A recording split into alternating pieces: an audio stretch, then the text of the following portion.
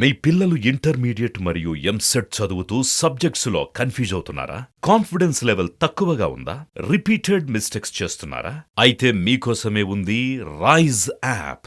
1 lakh question bank, performance analysis, online classes by experts, ఇంకా మరెన్నో features తో మీ ముందుకొచ్చింది రైజ్.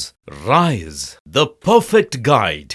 డిస్క్రిప్షన్ లో ఉన్న లింకును ఉపయోగించి సబ్స్క్రైబ్ అవ్వండి. నమస్తే, వెల్కమ్ టు అవర్ ఛానల్. నేను సౌజన్య. జనసేన అధ్యక్షులు పవన్ కళ్యాణ్ గారు వైసీపీ చేసినటువంటి అవినీతికి సంబంధించి బీజేపీ పైన ఒత్తిడి తీసుకొస్తున్నారా?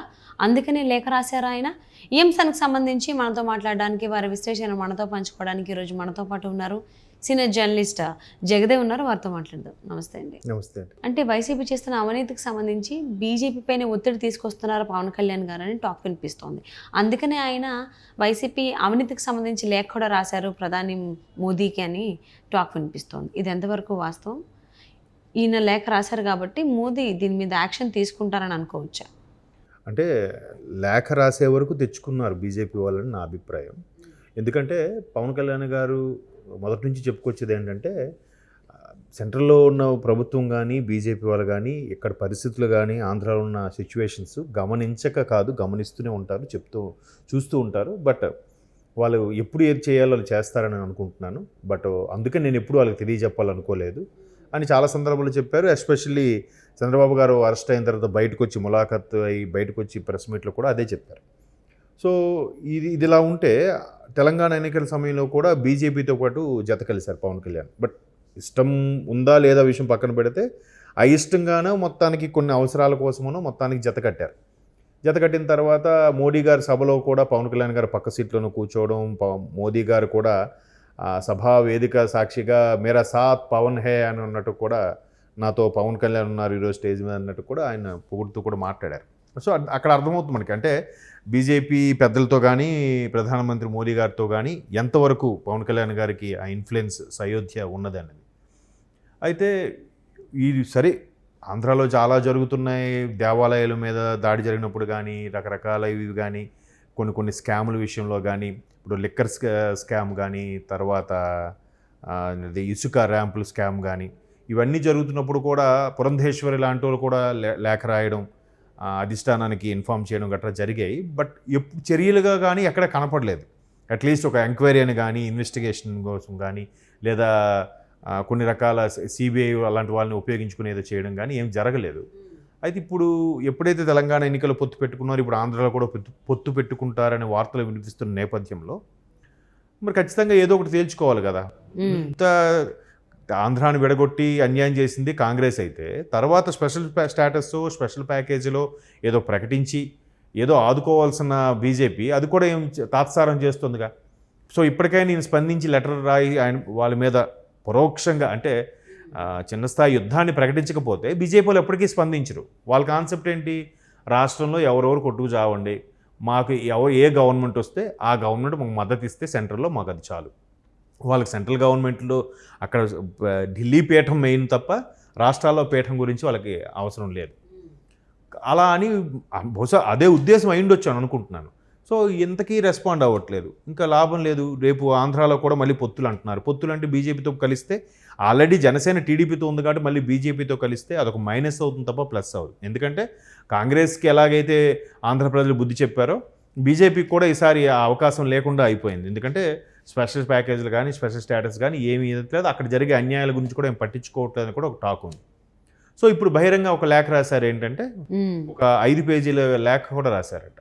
అంటే ఎస్పెషల్లీ ఇక్కడ జరిగే అన్యాయాల గురించి మీరు పట్టించుకోవట్లేదు, ఇంకా తాత్సారం చేస్తే అన్యాయాలు పెరిగిపోతాయి. ఈయన కూడా అదే విషయాలు ప్రస్తావిస్తూ, ఇంతకుముందు మనం చెప్పుకున్న విషయాలు ప్రస్తావిస్తూ, ముఖ్యంగా పేదలకు ఇల్లు కట్టిస్తామని చెప్పి ఏదైతే అన్నారో, ఆ ఇల్లు కట్టించడానికి కొంత ల్యాండ్ పుల్లింగ్ చేస్తారు కదా. ఆ ల్యాండ్ పుల్లింగ్ అయినప్పుడు చాలా వరకు ల్యాండు ఈ వైసీపీకి సంబంధించిన నేతలే చాలా వరకు అందులో ఉన్నారు, వాళ్ళందరూ గ్యాంబ్లింగ్ చేశారు, కబ్జాలు చేశారు అన్నట్టు కూడా ఆ లేఖలో ప్రస్తావిస్తూ, సుమారుగా 6.5 లక్షల ఇల్లు వరకు కట్టి ఇద్దాం అనుకున్న వ్యక్తులు అంతవరకు నిర్మించి కూడా పూర్తిగా, అంటే మోస్తరు ఇంకో 10% వరకు మిగిలిపోయిన ఉన్నాయి, అంతవరకు నిర్మించి కేవలం 86,000 85,000 వరకే లబ్ధిదారులకు చేకూరేలా చేశారు.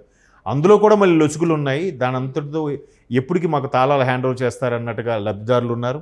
మిగతా కూడా అలా పెండింగ్లో వదిలేకుండా మాకైనా ఇవ్వండి అని చెప్పి చాలామంది అడిగే సందర్భం ఉంది. అందరూ అడిగి విసిగిపోయి ఇంకా విసుగు చెందారనమాట, వెక్స్ అయిపోయారు.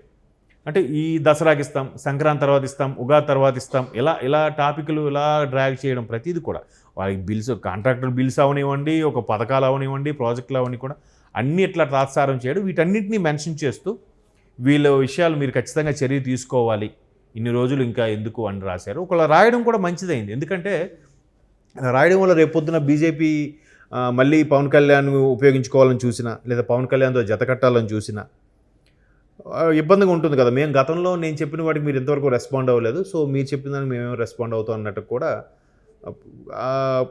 ఈయన కూడా కొద్దిగా డ్రాగ్ చేయాల్సి ఉంటుంది. అంటే వైఎస్ఆర్సీపీ బీజేపీ ఎప్పుడు ఒకటే అని చెప్పేసి అని అంటారు కదా.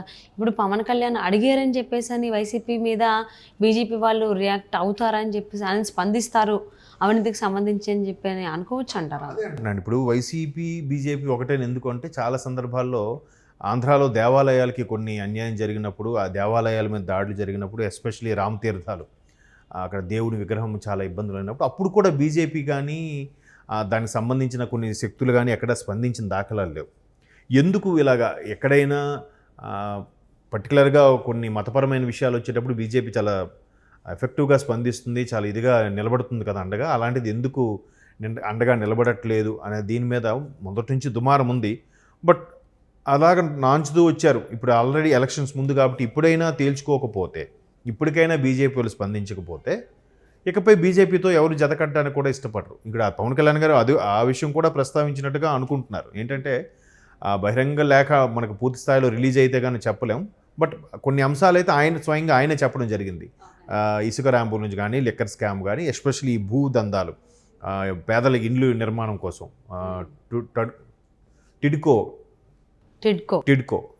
టిడ్కో సంబంధించిన ఈ ఇల్లు ఏవైతే పేదలు కేటాయిస్తామనుకున్నారో ఆ ఇల్లుకి సంబంధించి ఎక్కువగా స్కామ్ జరిగింది, కొన్ని కోట్లు స్కామ్ అయింది. కాబట్టి దాని గురించి ఇమీడియట్గా స్పందించిన లేఖ రాశారు కాబట్టి ఇకపై అయినా బీజేపీ స్పందించాలి. ఇప్పటికీ స్పందించకపోతే ఇంకా మీరు అన్నట్టు బీజేపీకి వైసీపీకి ఉన్న ఏదైతే అనుబంధం ఉందో అది ఇంకా తేటతెల్లం అయిపోతుంది, క్లారిటీ వచ్చేస్తుంది. ఎందుకంటే ఇప్పటికే ఎన్ని జరిగినా కూడా బీజేపీ ఎక్కడా స్పందించట్లేదు. ఈవెన్ టీటీడీ విషయంలో కూడా, తిరుపతి దేవస్థానం విషయంలో కూడా చాలా ఇబ్బందులు జరుగుతున్నాయి. ఈ మధ్యన వార్తలు కూడా చూస్తున్నాం. అంటే వెళ్ళే వారికి సరైన సౌకర్యాలు లేవని, ఆంది క్యూ లైన్లో ఉన్నప్పుడు చిన్నపిల్లలకి, చంటి పిల్లలకు కూడా పాలు అలాంటి ఇవ్వడాలు ఏం జరగట్లేదు, చాలా ఇబ్బంది పడుతున్నాం. అక్కడ భోజనం సరిగ్గా బాగుండట్లేదు. పైగా కొండ మీద అన్యమతస్థులు కూడా చాలామంది కనిపిస్తున్నారు ఉద్యోగస్తులుగా అని చాలా రకరకాల ఇవన్నీ కూడా ఎవ్వరూ పట్టించుకోవట్లేదు కదా. పట్టించుకోకపోవడం అనేది కరెక్ట్ కాదు అనే విషయంలో ఈయన లేఖ రాశారు. రేపొద్దున బీజేపీ అధిష్టానం పిలిచినట్లయితే వెళ్ళి మాట్లాడి ఇంకాస్త వివరించడానికి కూడా సిద్ధంగా ఉన్నారు. బట్ ఈయన ఉద్దేశం ఏంటంటే అవన్నీ వాళ్ళకి తెలుసు, తెలియకుండా ఉండదు, వాళ్ళకి ఇంటెలిజెన్స్ రిపోర్ట్ ఉంటుంది, వాళ్ళు అన్నీ అబ్జర్వ్ చేస్తుంటారు, సరైన సమయం వచ్చినప్పుడు చర్య తీసుకుంటారు అనుకున్నారు కానీ తీసుకోలేదు. కాబట్టి ఇప్పుడు లేఖ రాశారు. ఇప్పుడు కానీ రెస్పాండ్ అవ్వలేదు అనుకోండి, ఇంకా అప్పుడు వాళ్ళు కూడా ఈయన ప్రెజర్ చేయలేరు, ఈయన కూడా వాళ్ళకేం చెప్పలేరు, ఇంకా అంతే కదా. అప్పుడు మీరు అన్నట్టు క్లియర్ కట్ బీజేపీకి వైసీపీకి ఏదో సత్సంబంధం ఉంది అన్నట్టుగా. అవును. సో మరి ఇప్పుడే లేఖ రాసేదాకా వచ్చారు జనసేన అధినేత పవన్ కళ్యాణ్ గారు. మరి ఆయన రాసినటువంటి లేఖకు సంబంధించి బీజేపీ వాళ్ళు స్పందిస్తారా లేదా, వైసీపీ